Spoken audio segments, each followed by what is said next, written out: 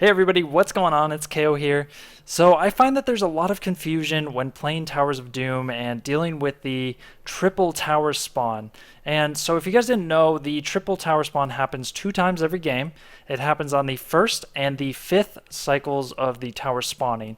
And it can be pretty tricky to know where to rotate and how to split your team up if you want to send everyone to invade directly into theirs, or if you want to put half and half, bottom and top. And today I want to give you some guidelines and some tips as to knowing what the best way to rotate and split is, and how to just get the best odds for winning those little brawls and skirmishes that happen all over the map. So let's first look at the map here and make a couple observations about the tower placements. Now I'm going to start my way at the bottom and work my way up. So this first one at bottom, I'm just going to circle in yellow, and that's because this is the medium level of difficulty to contest. And that's because it's so far down here. The two top, of course, are very close to each other, but this one down here is quite far off, and it's a long rotation for you to get down there or send people back up to reinforce. So that's important to keep in mind, because if you over-rotate too many people that show bottom, this one is going to be free, and it's going to be easy for the other team to get both of them. Now let's move up to the one in the middle of the map. So I'm going to circle this one in green because this is actually the easiest one to deal with. And that's because there's so many different angles that you can get in through, and it's a short rotation from all of the rest of the points of the map.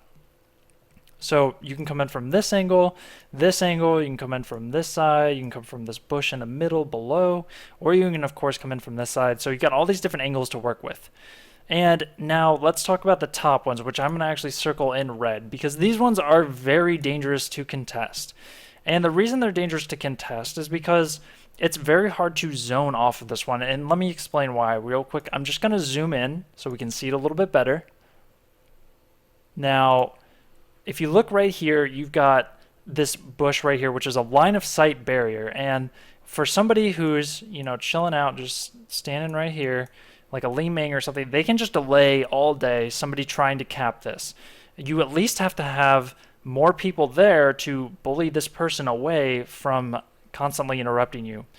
Even if you control this zone, somebody can interrupt you from here, from inside the fort. They can interrupt you from down here, from this fort. They can come from this side. They can come from this side. And there's all these different defensive position angles that they can interrupt you from. And if this person needs to run away, it's very hard for you to chase down the kill because the no man's land is right here. So if you chase, chances are you're probably going to end up dying to the towers here. All right, so now that we've talked about why these positions are significant, let's talk about strategy. So I'm going to zoom back out so we can look at the whole map. All right, so I'm going to give you guys 3 general rules to follow. And the first one is just my suggestion for a basic strategy in order to maximize getting two of the spots. Usually that's the ideal, is to get 2 of them. If you win a huge team fight or something, then you can usually get 3, but it's really the battle over who can get 2 out of the 3. So the best way, in my opinion, to do that is you want to have your best delayer / solo laner who can win a 1 versus 1 to try and cap this by themselves, while you have the rest of your team try and contest whichever one is open. Now, if it is the bottom one, you want to make sure that your team doesn't fully rotate to it until you know how many people are there. You want to more like hover in this little halfway zone so they can still make their way back up here, so that if this person notices that they're outnumbered, and you'll of course see it on the mini map yourself, you can rotate up here and help them out and reinforce while one person stays down here in caps. You might have to listen to that a few times for it to make sense. I know it's a little confusing to follow, but I hope you guys get the point. It's basically a 1-4 split. You want to have one person here, and then 4 people try and have the number advantage on these more neutral positions. And then after you get the neutral positions, you can collapse up here and help defend and win this one with the big defensive advantage. So my second rule is you want to always delay until you have the numbers in your favor. So you might ask, well, okay, well, you just told me, I can just 1-4 split and win it that way. Well, a lot of times when you're playing in Hero League and stuff, people are going to do what they feel like is the smart decision, and people aren't always going to be on the same page as you, and a lot of times people will just, go straight for this enemy defensive one. But what happens is they go here and they start getting delayed, and then they get really frustrated because they can't cap this thing while the enemy team is capping down here, because there's just so many places to delay from. And crazy stuff happens like that, and that's how all these brawls happen. But my point with that is you want to always delay until you get the numbers advantage. No matter what your team is doing, that's a fallback rule. So if, for example, your team is doing their own thing and moves into this one, just make sure, as long as you have the numbers advantage, that you try to get the best fight you can. And likewise, if you're split, half and half, if you're bottom, just try and identify when you have the numbers, and that's when you want to confidently take the fight and do as much as you can to zone the people out so that you can cap. The third rule I'm going to give you is don't suicide for an outrageous delay. If you know you can't get the delay, sometimes it's difficult to know, and of course in dire situations in the game you have no choice but to try and delay. But if you can identify that it's just kind of a crazy odds situation where you're probably just going to die, it's not worth a suicide. It's okay to give up the 2 out of 3. It's not going to decide the whole game if you lose the first phase and you only get one of the towers. So don't freak out and suicide and get tilted. That's never a good thing. All right, so now that I've talked about these 3 general rules, I just want to go into a quick live game and just show you an example and how I would apply some of these rules in a real situation. So real quick, I'm just going to get rid of that, and then we can get into the game. Now, this is level 3 on both sides, and everybody is alive in the game. So it's super even footing and all that good stuff. We're about to hit 4 just barely before they do. But the point will be the same. So now I'm heading down bottom. I'm the gray main here, and I'm on the blue side. So I'm going to be talking from the blue perspective, basically. And I'm coming down here because I want to contest this bottom one. You see, it's the 2 top one, of course, like it always is. And this time we happen to get the far spawn on the bottom. So I'm coming down here. I'm going to assist Sonya. I only see, the Rainer down here.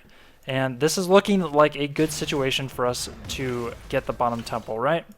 Now, what I notice is that my team is up here setting up in this bush. Now their plan is to delay onto the enemy defensive one here. And I think it's a pretty good idea. I mean, we have a Chromie there, a Tyrael, we probably have a lot of delay. And I realize what they're trying to do, and I'm going to start trying to play around it and help them execute their plan.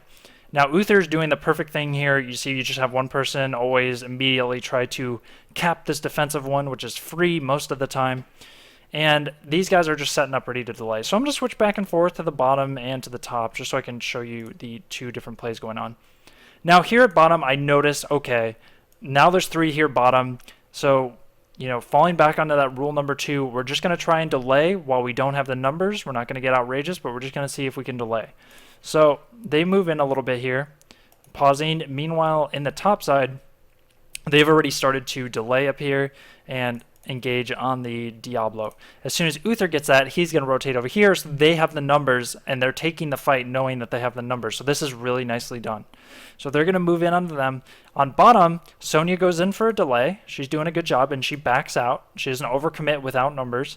And the thing is, though, she takes a lot of damage there. So now, with Sonya basically being bullied out of the situation, I make the decision here. I'm not going to try to move in versus a Rainer, Li Ming, and a Rhaegar by myself to get a delay. I just don't see that being a realistic option. So instead, I'm just going to give up on bottom, and I'm going to go up and start rotating to try to win the fight top. Up here in top, the fight goes well for these guys. They win their 3 versus 2, as you would probably expect. And now, normally, while this is still a scary one that's hard to zone off of and control, all of their team was over-rotating to that far spawn bottom, and they're not going to be able to make it up there in time to delay anyways, so they aren't going to be able to make use of that defensive positioning, and we're going to go ahead and cap. So, as you guys see there, we got 8 of the shots, they got 4 of the shots, and we win that first cycle. So I hope that was a good example of how to kind of apply those rules, and I hope overall this video is just going to make decision making on Towers of Doom a little bit easier and clearer for you. So thanks for watching, guys. I'll see you guys in the next video. Have a wonderful day.